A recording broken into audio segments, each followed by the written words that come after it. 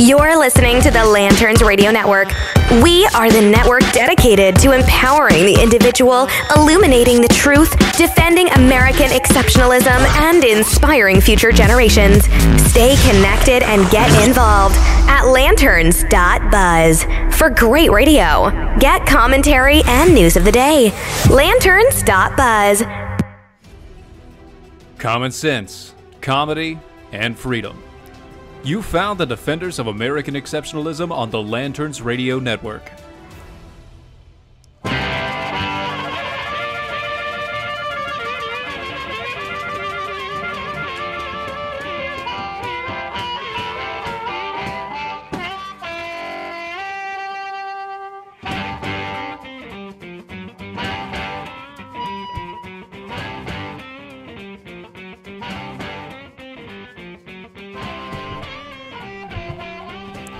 And hello everybody, this is the Defenders of American Exceptionalism on the Lanterns Radio Network. We are here to fix the machine.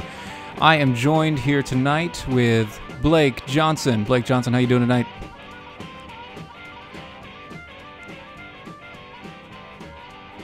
You got to turn on your mic, man.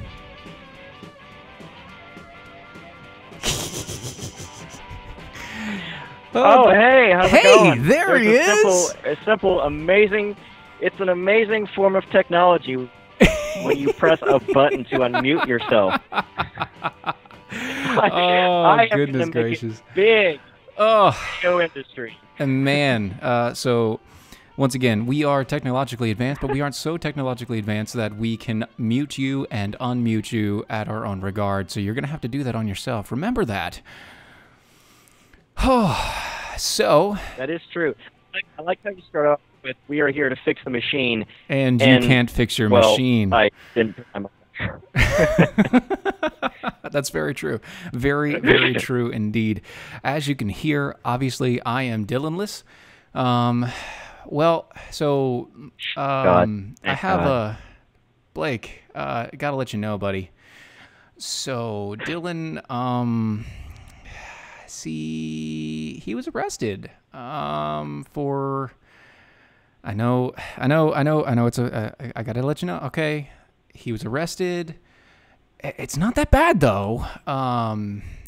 It was for drug. Okay. It was just drug trafficking. To a coked out tranny. That's it? Who actually turned out to be an undercover cop. Yeah, but the good news is it was in Florida, so.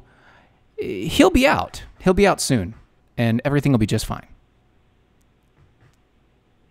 Oh, okay. Because he wasn't answering any of my calls or texts, and exactly. I mean, it was really unusual to not hear from this guy. I know. It all makes so much sense now. I mean, he's always come off as a little. I wasn't sure if he was hiding something or what, but now it makes so much sense. It does. It really does. And I mean, like the beard. It's the beard. It has to be the beard, right? Of course, yes, the beard. I mean, and you he just was look talking at that about thing and you're like, yeah, this guy. Exactly. And, he was talking about, losing weight and going on these workouts and everything else. But I don't know about that. I was just saying. Oh, no. Anyway. Yeah, apparently he's got his little side projects that he's trying to keep up on. That's rough. That's rough life.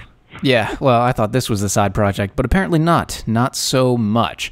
All right, so, like I said, we have a wonderful show for you tonight, and if you want to, you can follow us on Twitter at DOAE Show, on Facebook, if you are watching, at DOAE Show, or you can go to our Patreon page, patreon.com/DOAE Show, and you can find us there, become a patron. We do have swag. It's wonderful times. Blake, where can they find you and yours? Well, you can all find me at Blake Johnson Program on Facebook, and I'm most active on my Twitter page. Just go to Twitter, follow me at LibertyVille93. That's where I post a lot of news stuff and commentary and so forth. But yeah, follow me on the world of Twitter, as it's obviously just a wonderful land where people all get together in harmony and talk about how great the country is. Oh, yeah, and yeah. that's why we're here, isn't it? We're here to talk about how wonderful everything is going in this country. That is exactly why we're here, because this country is going swimmingly, so swimmingly, in fact, the president could say, 10 words on Twitter and suddenly the stock market tanks 3,000 points or something like that. It's not ever going to be a perfect day, I mean, sure, it might drop a few hundred points, but, I mean, come on. Yeah. Who among us hasn't helped the stock market just by saying something ridiculous? Me.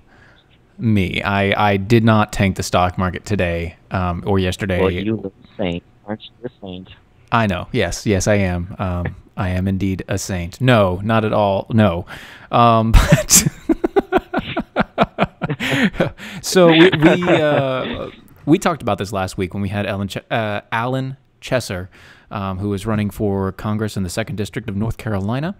Trump had a lot to say last week, and then he retracted a lot of what he had to say after he talked with the NRA about grabbing guns, and it put a lot of us on edge. And did you hear about it, for one, and two, tell me what you think. Well, I have to say, it really shocked me that this lifelong Democrat gets into office and suddenly, on occasion, starts doing some pretty Democrat things. I mean, I don't see how that's even possible. I mean, how could you connect the two, really? Yeah. But no, I mean, when I first heard these comments, I mean, it's just, I mean, I will admit it shouldn't surprise me, but in a sense it did, because he actually has done some fairly good things. Not necessarily a whole lot of things that will last. I mean, I think another administration could come in and undo many of the things that he's done. But pretty much everybody, anybody can. Right, yeah, and he has seemed to, as he's transitioned more into the presidency, he seemed, in some ways, not talking about Twitter or social media, but in terms of being just president, he seems to have, in some ways, possibly be heading in a more sane direction. But then he says something like that on gun control, where he talks about, grab the guns first and worry about due process later. I'm thinking, okay, that's not due process. Wait, what are you talking about? That's exactly how our system works, right? That's what we do. We just take the guns away, and then we talk about maybe if this person happens to be, I don't know, okay, we can give them back.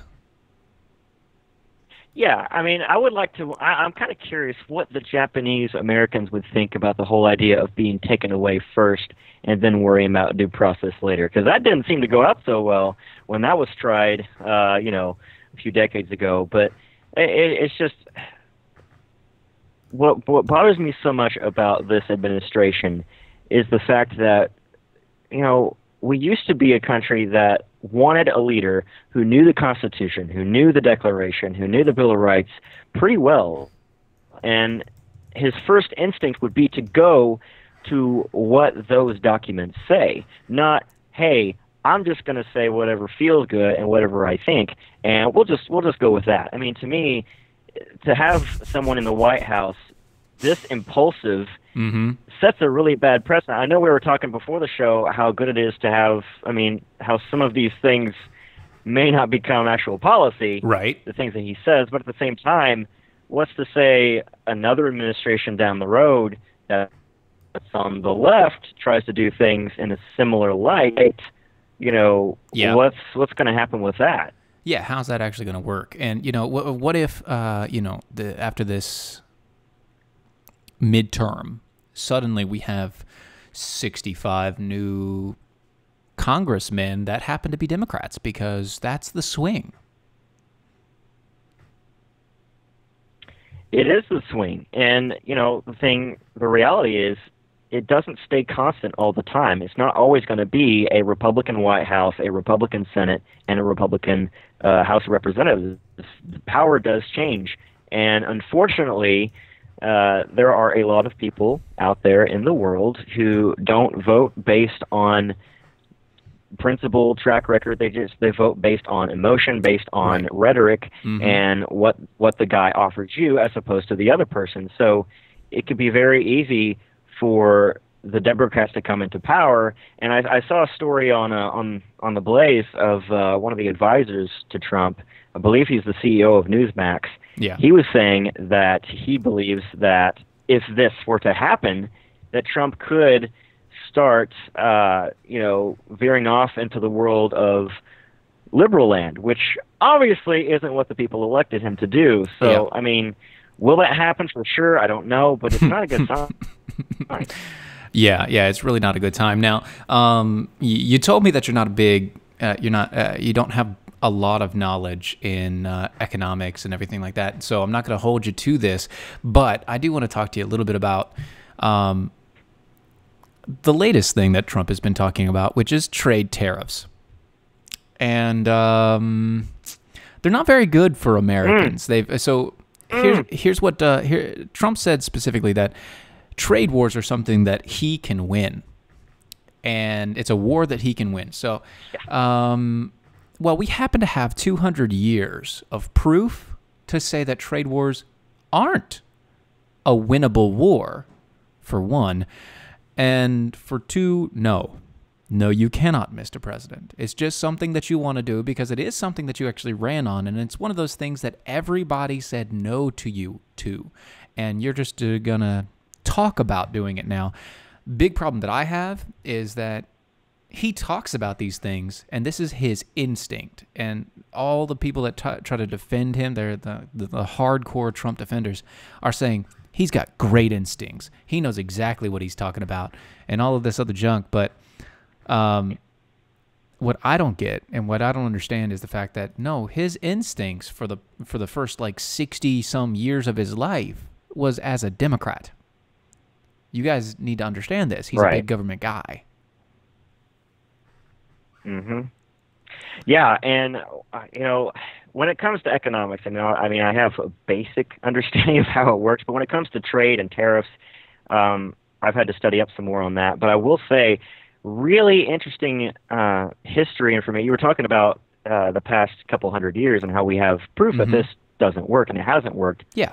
Well, we had an administration back during, I believe it was the 1920s, 1930s. It was Herbert Hoover.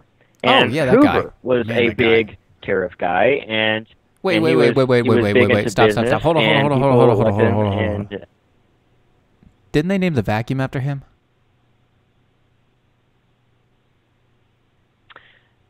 Yes. Yes, they did. They, of course, did. Awesome. I just wanted to make sure. They named the Hoover vacuum. Yes, the Hoover. Yes. Because it sucked so much. Oh, I see what you did there. Yeah, Pulling the puns. Man, there you go. You got it. You caught on. Thank God. That took you a minute. Yeah, that would have been a big fail if I wouldn't have thought that. Oh, man. Oh, good times. Some would say that would have sucked if I wouldn't have caught that. Yes. Or we could turn the Mega Maid on reverse, and then she'll go from suck to blow. I really wish I had a belt here today. You have a really interesting way of going on different rabbit trails. I really wish I had a belt. All right, so anyway, Herbert Hoover, and go. Yeah, so Herbert Hoover back... Okay, so I love this show. I have to say, this is a fantastic show. But yes, Herbert Hoover, his administration tried this with the Smoot-Hawley tariff, and it was much the same thing. You had a guy who was knowledgeable in business. He was knowledgeable in these things, and people thought, oh, well, since he's a businessman, he has to know how these things work, right? We have to trust him on these. Yeah. So he tries to put in tariffs in this country, and like today, a ton, I think thousands, if not, I'm pretty sure it was a lot of economists at the time around him saying, please do not put these tariffs in. He did that, and the stock market plunged. You have foreign countries instituting their own tariffs against us. You have just a horrible reaction. And by the way, you also, not long after that, have something we call a Great Depression. So, and it's not just this one instance. I mean, there have been multiple instances in this country where we have tried tariffs, and it results in what we've seen in the past couple of days. I mean, the stock market plunging several hundred points. That's billions of dollars lost in the economy. That's not a good thing. Well, and so hold on one second there. We both know that the stock market is based off of false numbers and futures and everything else. So in that instance, technically, it's not a bad thing because it's coming back to reality. But it's coming back to reality on the heels of somebody saying, hey, by the way, we're going to tax the crap out of all this stuff coming in so that then only American jobs can be done. But we are going to do nothing to help the cost of that same product coming inside of America. What this does is it literally sets up a point to where everything that's cheap, so all the products that we use on a daily basis that happen to use steel and aluminum, like say, I don't know, does somebody like drinking beer? Anybody? Because that's made and put into aluminum cans. So your beer is now going to be twice as much. Is that good? I don't think so.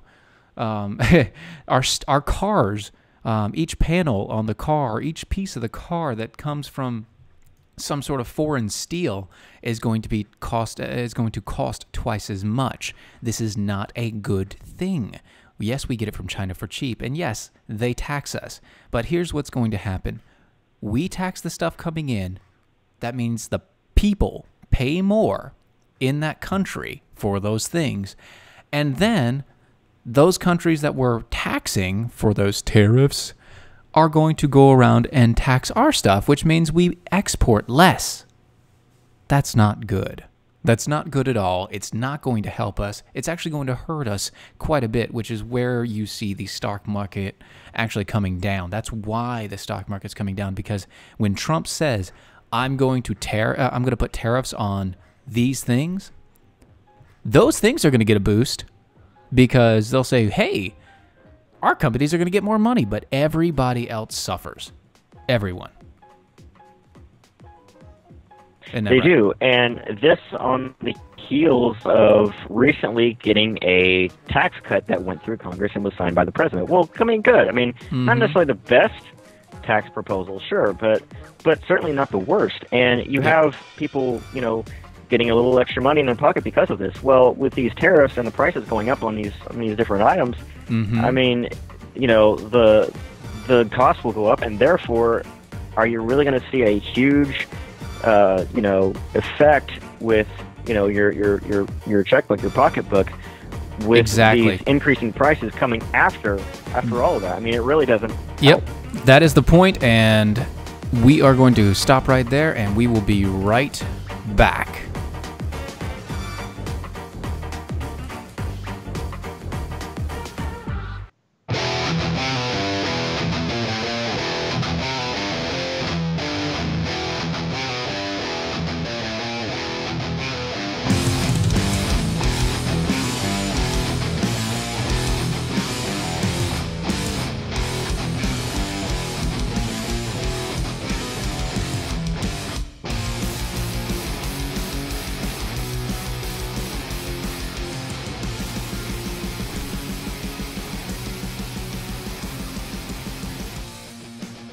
And we're back. You are listening to the Defenders of American Exceptionalism on the Lanterns Radio Network. Once again, you can find us at DOAE Show on Twitter. You can find us at DOAE Show on Facebook. A bunch of you already have. And you can go to patreon.com/DOAE Show. We try to make it easy for you guys because we are laymen's and we know that most of you are as well. So... what wonderful Stephen, times. you sound exhausted. You sound exasperated. Exacerbated. Well, that might be because of our next story. But before that, just so you guys know, like I said, obviously Dylan is not here. He is not here. You can tell that because I am on a Skype call and I am recording live by myself. You can hear me talking through, and we we have Blake Johnson on the other end. But, okay, people are looking and seeing this really attractive guy on the other side of the screen. Like, well, they can't really tell that? because the screen is really fuzzy. It's really, really fuzzy. I'm just saying.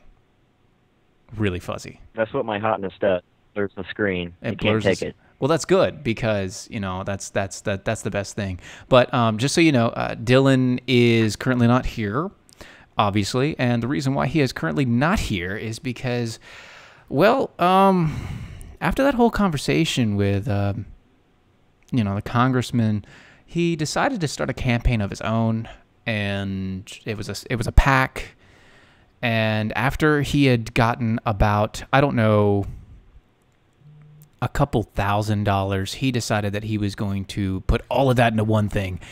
And the problem with is that he violated campaign violations. Now, along with that, he also went to Nevada. And when he went to Nevada, he was going to start a dogfighting club with Chihuahuas. The problem there is that that's illegal.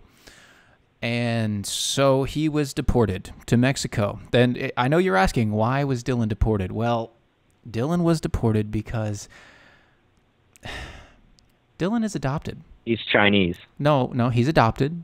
He's adopted, and his original parents, who happen to be transgendered, they lost him, and after the birth, and so he got put into the system. But his parents were found, and they're in Mexico, so he was deported to Mexico, where he is currently in prison. But we will prevail, and we believe that he will be back. Well, see, some could take this as a bad thing. Like, oh my gosh, he was deported. Well, the poor guy, but he was reunited with his family. Yeah, at exactly. Least in the general at least area for a few moments, he was so reunited. That's a good thing. I mean, he's sitting there singing, reunited, and it feels so good. But no, not really, and that's bad. It's really bad. So speaking of really bad, did you hear about this teacher in London? Oh my gosh. I read about this and I thought, this cannot actually be a true story. Oh, yeah. This is insane. Yes, this is a real story, and I don't understand how it happened. So, we have in London, here's the top line for you. London teacher showed students beheading videos and then tried to recruit them as jihadis. First thoughts. Well, I would say that that's a bit of a different kind of message that I would expect from, maybe a first day in class. That's not necessarily, I get up in the morning and it's like, oh, I can't wait for the first day of class. That's not necessarily what I think I'm going to be presented with when I walk in there. Yeah. So, maybe, here's how class is going to go, that whole deal, but not beheadings. And, oh, by the way, come and I'm going to recruit you to be to the army of jihad. So, Umar Hake,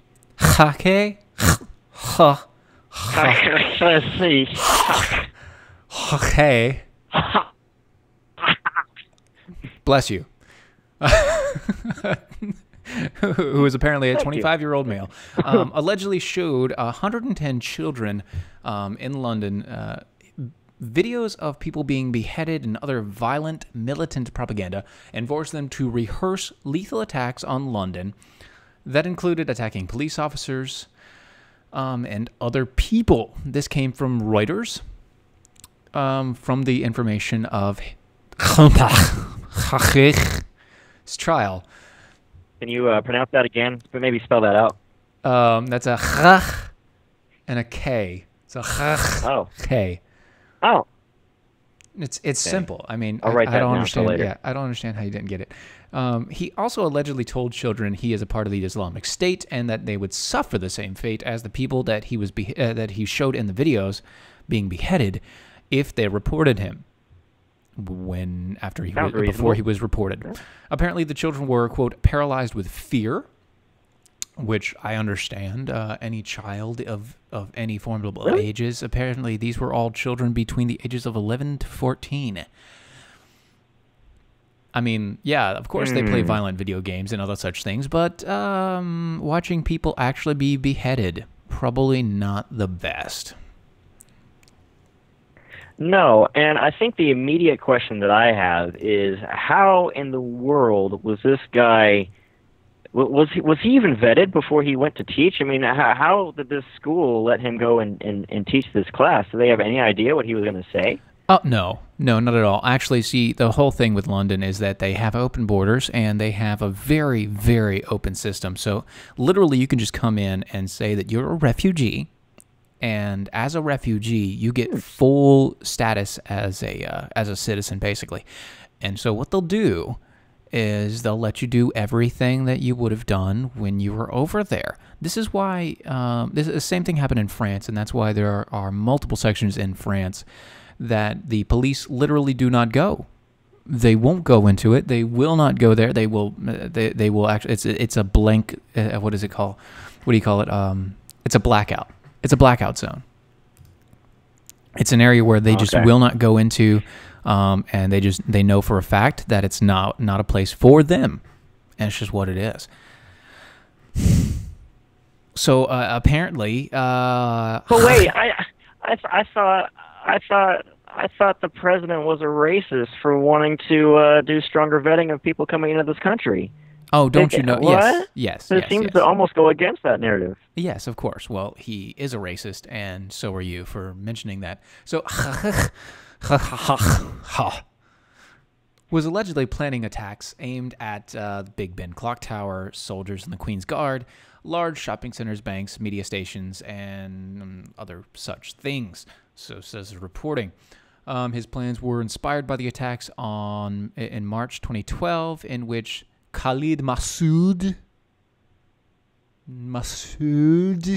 I like how you said that. Yeah, allegedly killed 4 people by driving a rental car into pedestrian areas of the London's Westminster Bridge.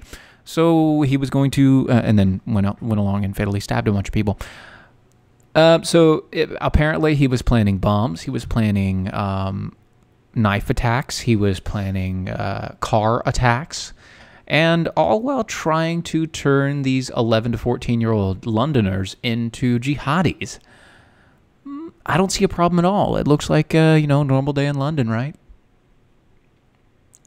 Oh yeah, I mean it just seems like every other month there's just another attack and another attack, and hey, it's just another Monday. I mean, come on. Yeah, exactly. Yeah, this is what it's just so frustrating because, how long have we had this conversation about? We have to make sure the people who are coming into whatever country it is have good intentions. They actually want to be a part of the society. They want to be Americans. You can't just take in everyone. Yeah, exactly. And for the United States specifically, what we should be striving for isn't just bringing in everyone. Obviously, we want people to come here who really want to come here, but we also have to want people who want to assimilate into that's our a big country, word. who actually want that is to a be very a part. big word. Yes. Word of the day, assimilate. Assimilate. That means to become part of. Also, the Borg love to assimilate. The Borg, yes, the Borg, the Great Borg. America is the Borg, you know that, right? But yes, we are, and we always have been, and we always will be. That's right. See, you know it, like I know it. Instead of the Great American Melting Pot, we are the Borg. I get it. Yes. Yes, we are the great and almighty Borg. Mm-hmm. Let me ask you a question. Sure. Let me ask you a question. Where does this ever end? Where does this end? Do people ever wake up and say, "Hey, maybe we shouldn't do this anymore"? Well, it ends in multiple ways. It ends in Germany and in most of Europe. It has ended many, many times. Right now, it is ending in the higher acceptance of what we call the alt-right, which is actually just the European right, which is fascism. Yep. National Socialism and nationalist ideology, where people say, you know, my people, my country, get out, and then they start attacking people, and it's not good. It's never good. It always leads to violence. It always leads to government control. It always leads to people losing their rights, and it leads to violent crowds. And you really don't need a lot of people doing it to make it that problematic. All you need is about 20%. Just ask Hitler. Yes, and yeah, exactly. I mean, it's not like we need a massive amount of people wanting to do this. All it takes is one. I mean, we've seen it over and over again. It just takes one person, just takes a couple people, just takes one group who wants to do significant harm. And if you have lax policies, particularly with immigration, that's what's going to take place. That's just a matter of when, not if, but when. And not if, but when. Yeah, that's exactly right. So, yeah. So, this was great. This By delay, the way, delay is terrible. It is always fun doing a radio show with somebody who lives in the sticks. So that's always great. Yeah, and by that you mean you. Even though I also live in the sticks. I live in the middle of nowhere. By that I mean a very, very small town. We have great signal and great service, which I'm very, very happy for. Yes. One day, I will be able to upgrade. That's the beauty of technology when you actually get over to it. On a side note, a couple months ago, I got a smartphone, so I'm catching up with modern day technology. Good. Is it? Yeah. By smartphone, do you mean you got the Samsung Galaxy 5?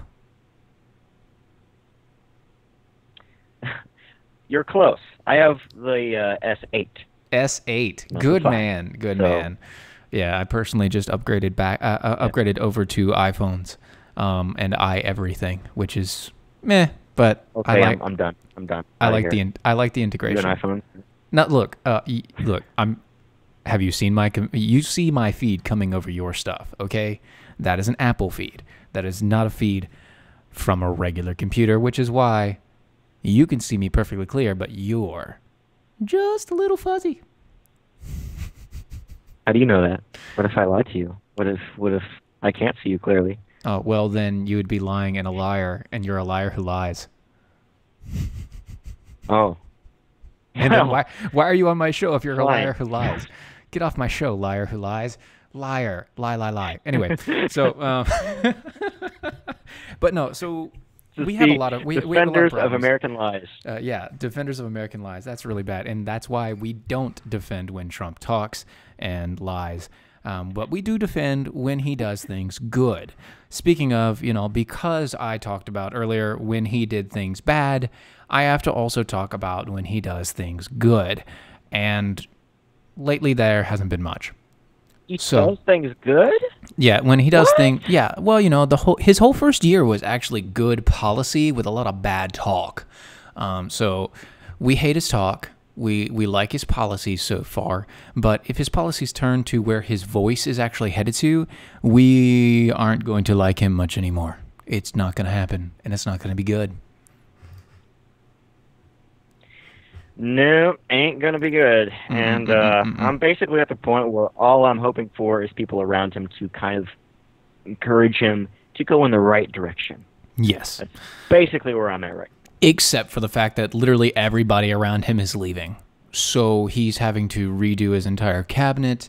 Although the one good thing is Jared and Ivanka got dropped to secret instead of top secret, so they can no longer see anything. They can just work inside of the White House, which also means they can't advise him on anything anymore, which is where a lot of his other liberal ideologies come from.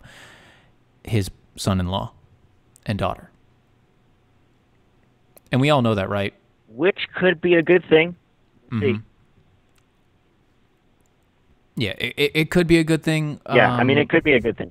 Yeah, exactly. But then you have also his top confidants and people that have been doing everything in the administration, some of which are majorly conservative. Hopefully, Mike Pence can just keep his ground and wait it out until he gets kicked out. And when that happens, maybe, just maybe,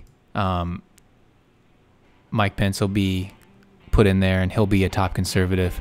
But we will stop right there. We will have more to come on the other side of the break. You are listening to the Defenders of American Exceptionalism on the Lanterns Radio Network.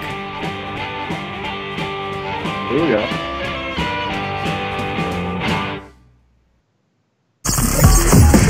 You're listening to the Lanterns Radio Network. We are the network dedicated to empowering the individual, illuminating the truth, defending American exceptionalism, and inspiring future generations. Stay connected and get involved at Lanterns.buzz for great radio. Get commentary and news of the day. Lanterns.buzz.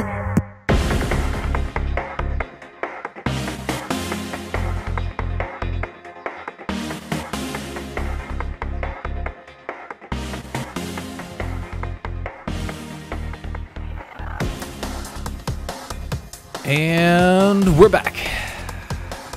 Once again, this is the Defenders of American Exceptionalism on the Lanterns Radio Network. You can find us on Facebook, Twitter, at DOAE Show. You can also go to our Patreon page at patreon.com/DOAE Show. I have with me tonight Blake Johnson, because Dylan, he's not here. Dylan's not here.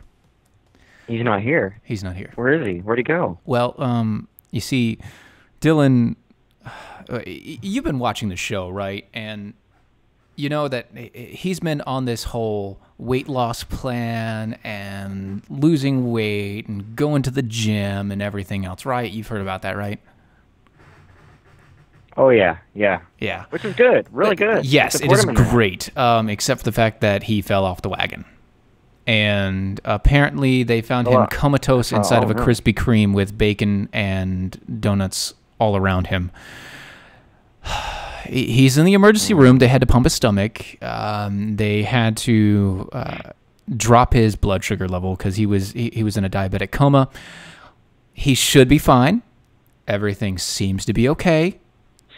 He should be back sometime, maybe.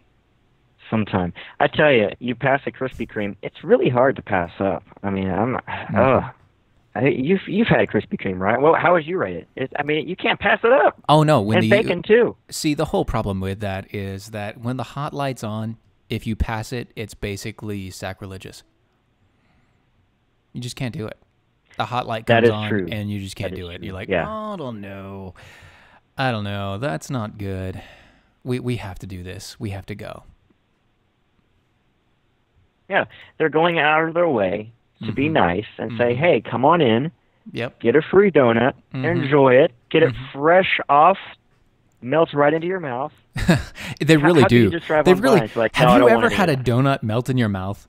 Because if you haven't had a hot donut from Krispy Kreme. Oh, and it is heaven. Amazing. It is so heaven. Good. Oh, man, I'm so hungry now. I think I have a pregnant wife who can actually hear me. In the other room, she can hear me talking, and I'm pretty sure she's salivating sitting there, and I'm going to have to make a midnight run down to Raleigh, which is about an hour and a half away, just to get Krispy Kreme now. So that's good. Hey, sometimes no distance is too great to enjoy the benefits of Krispy Kreme. It really is true. That really is true. And speaking of donuts and Krispy Kreme, man, what is up with the students, these really heavily political students from the Parkland shooting? I'm pretty much done with them. I wanted to grieve with them. I wanted to say, look, you need to have your time to get that grief out. You needed to have that time to say those stupid comments. Obviously, you don't know what you're talking about. Obviously, you're in mourning. Obviously, you have problems. Go get help. And yeah, you're going to say a bunch of stuff. Okay. But they're not done. They're not done. Actually, they've like quadrupled down. So you have the one guy, Hogg, and then you also have this one girl. I forget her name. I think it's Sarah Amon. Like Emily's or Sarah? No, this one's Sarah. Emily's another one, but you have this one, Sarah. And I'm not trying to put her name out there because of anything else, but apparently she has decided to not only tie herself to the DNC, but she's actually fundraising for the DNC while exploiting her own tragedy. Of course she is. I didn't know this. Then you told me this, and now I'm ticked off about it. And now you're ticked off about it. Yeah, see, now you're upset because you didn't actually know about this until we actually talked about it. You know, we had one of our other radio hosts, AJ Davis. He was talking about it in the Facebook in our Facebook post. He was like, "What about the news of the day? Here's some news of the day." Headline: The DNC just seriously exploited the Parkland shooting and a student. And here's what they did. Technically, they didn't exploit it. She wanted to do it. So as if the shooting of, the high school wasn't politically exploited enough already, one of the shooting victims is now using the tragedy to fundraise for the DNC. Senior at the school, Sarah Imam, wrote a fundraising email blast for the DNC on Friday using the shooting to urge Americans to support the Democrats in the 2018 midterm elections. So she's, and here's the biggest issue for this. And I hate this. I hate this so much.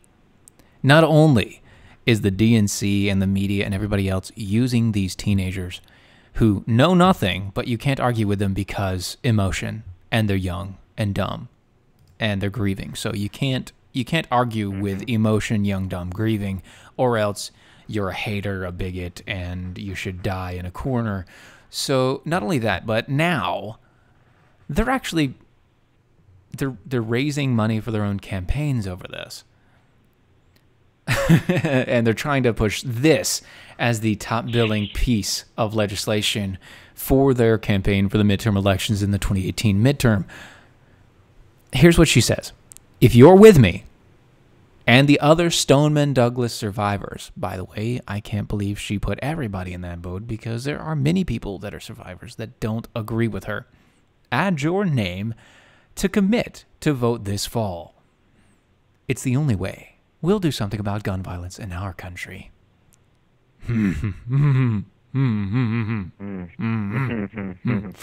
Don't you just have so much hope for the next generation after hearing that? So much love. So much love. Yes.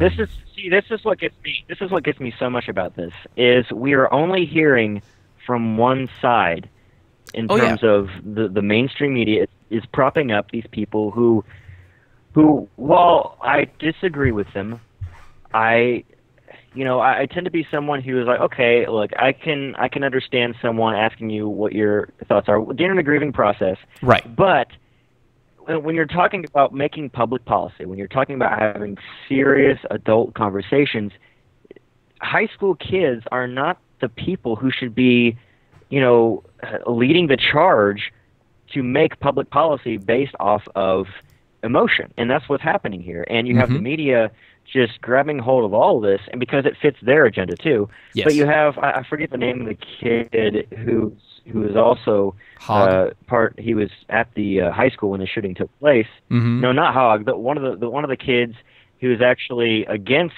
the idea of gun control. Oh, you mean the one kid barely that getting actually, any attention? Yeah, the one kid that's standing up against it and can't get a single news station except for conservative radio?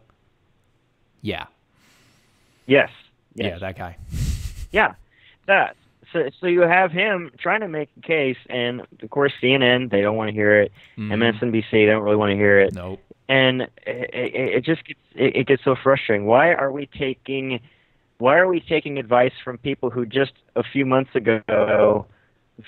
ago were eating Tide Pods? Seriously, what is going on here?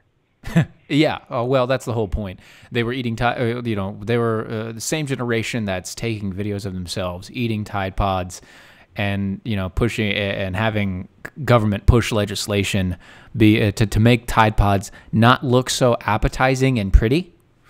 Yeah, we're now listening to that generation tell us about guns when they don't even understand the Second Amendment. Mm-hmm. Mm-hmm. So and that's so true. And I was just going to say, a friend of mine, I have this very, very liberal friend of mine, and she's very. You don't say.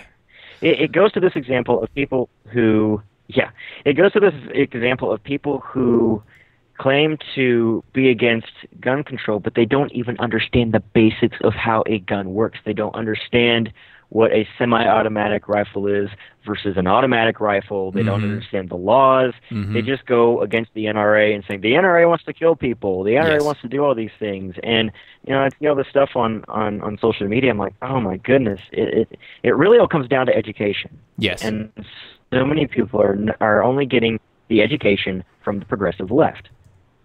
Exactly. And the whole point of it is, so you have this idea, and Lance, one of our wonderful people that follow us over on the Facebook page and via Twitter, he said it right and said it best. You step into the arena of ideas, you should expect to have those ideas challenged. There is no free pass, and there's no safe spaces, and that's the point.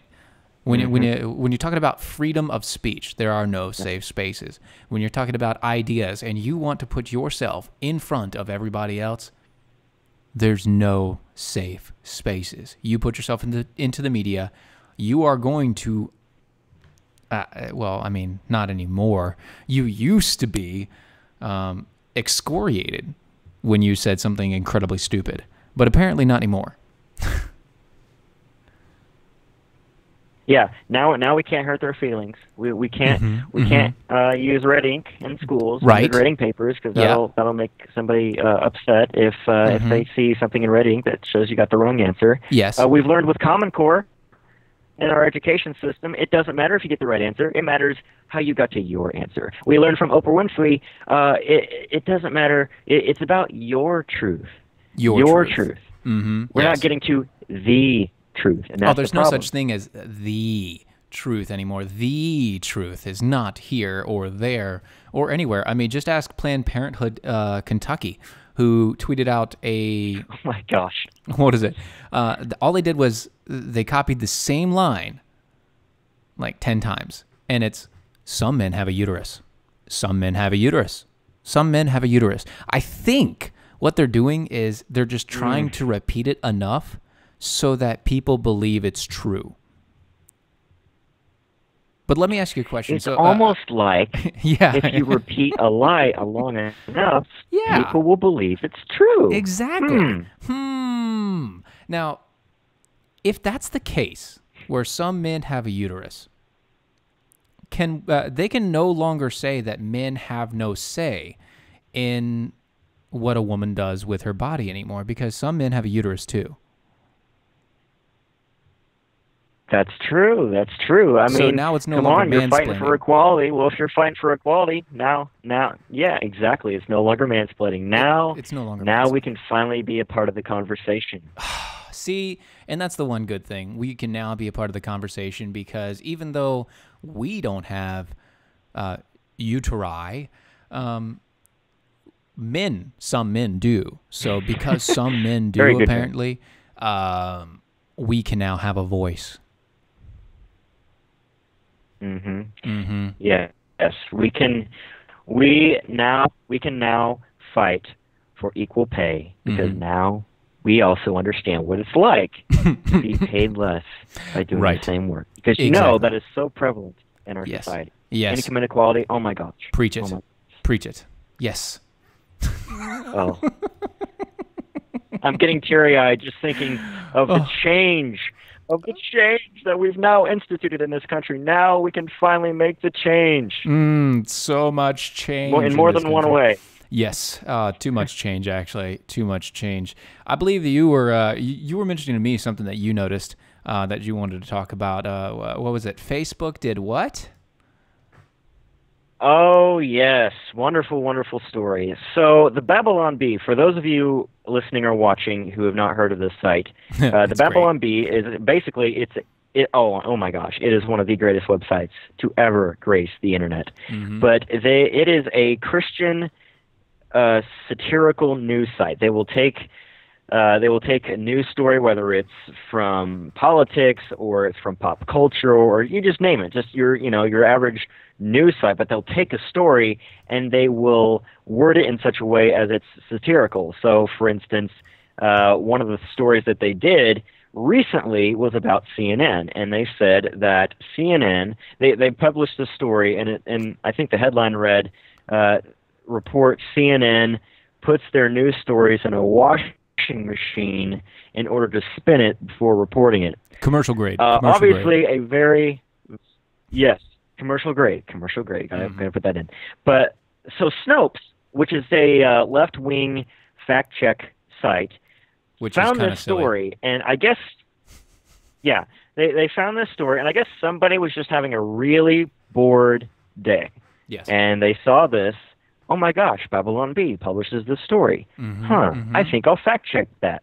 So they fact check a satirical news story, and they publish their own story saying, we find this story to be false. And so Facebook, when they found out about that, messaged, I guess, the founder of Babylon Bee and said, hey, we're going to take this. I don't know if they took the story down, but they at least warned the guy, hey, you need to stop posting things that are fake news. Yeah. That's like satirical site. That's like going to the Onion and saying, hey, this is real, and I'm going to fact check it like it's real. Are you a freaking moron? Yeah. Yeah. Yes. Oh, my goodness. Oh.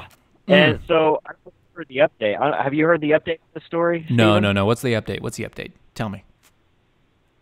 Okay.